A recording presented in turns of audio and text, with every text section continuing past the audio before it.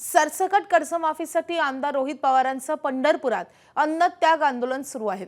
या आंदोलनादरम्यान अतिरिक्त पोलीस अधीक्षकांनी आंदोलन स्थळावरूनच रोहित पवार यांची कृषी मंत्री दत्तात्रय भरणे आणि सहकार मंत्र्यांशी फोनवरून चर्चा घडवून आणली आहे। राज्याच्या कॅबिनेट मंत्र्यांनी 2019च्या कर्जमाफीची जाचक अट मागे घेण्याबाबत सरकार सकारात्मक असल्याचं माध्यमांसमोर जाहीर करावं, तरच अन्नत्याग आंदोलन स्थगित करण्याचा विचार करू, अशी भूमिका रोहित पवारांनी घेतली आहे। दरम्यान या संवेदनशील प्रश्नावर तोडगा काढण्यासाठी येत्या सोमवारी किंवा मंगळवारी मुंबईत एक विशेष बैठक लावण्याचं आश्वासन मंत्र्यांनी रोहित पवारांना दिले आहे।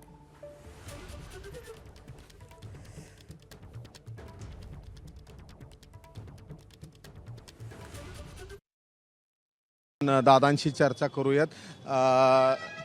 दादा, कसं वाटतंय आज? कसं वाटतंय आज? काय नाही, डोकं जड आहे बस, बाकी काय नाही। रात्रीतनं तपासण्या करून गेलेले डॉक्टर मंडळी, थोडी साखर कमी, बाकी ठीक आहे। साखर कमी। आम्ही जिद्दी आहोत, आम्ही नाही हलत।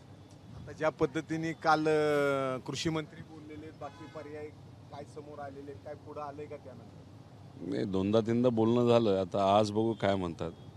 आणि माझा अंदाज असा आहे की आज काही शेतकरी नेते येत आहेत, अजितभाऊ नवले येत आहेत, काँग्रेसचे केंद्रीय काही नेतृत्व आज नाही तर उद्या येत आहे, मग उद्धव ठाकरे साहेबांच्या पक्षातले येत आहेत, आमच्या पक्षातले येत आहेत, काँग्रेसचे अजून इतर काही लोक येत आहेत, अजून शेतकरी नेते येत आहेत, दिल्लीचे म्हणजे देशातले काही शेतकरी नेते येत आहेत। तर मला असं वाटतं की आता बऱ्याच लोकांना कळलं आहे की या आंदोलनाच्या माध्यमातून खऱ्या अर्थाने जर न्याय सरकारने दिला तर 50-1 लाख शेतकऱ्यांचा फायदा होऊ शकतो। असं त्यांचे कोणतरी काल कार्यकर्ते आले होते आणि त्यांनी सांगितलं की शेतकऱ्यांचा हा विषय असल्यामुळे तर ते यायला त्यांची इच्छा आहे, फक्त आज का उद्या येतात ते अजून आम्हाला काय कळलं नाही। कालपासून वडील चिंतेत आहेत इथे? हो आहेत, मला कळालं ते इथं आलेत। माझी लहान मुलं पण चिंतित आहेत, तेही म्हणतात की अरे संपव। मी म्हणलं की यश आल्याशिवाय संपवणं हे योग्य नाही, हार मानलं हे आपल्या रक्तात नाही।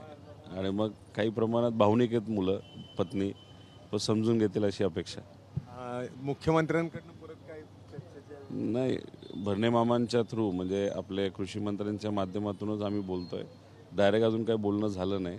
फक्त बैठकीला जाऊन होत नसतं, आधी डिक्लेअर करावं की या ज्या अटी आहेत, ज्या शेतकऱ्यांना आता कळालेल्या आहेत, त्या अटी आम्ही काढणार आहोत, असं जर त्यांनी डिक्लेअर केलं तरी आमची काही इच्छा नाही की इथं कुणीतरी यावं। कारण तसंही मोदी साहेबांनी सांगितलं आहे की मंत्र्यांनी जास्त गाड्यांवर खर्च केले नाही पाहिजे, इथं नाही आलं तरी चालेल, पण तिथं राहून तुम्ही डिक्लेअर करा तरी आम्हाला चालू शकतं।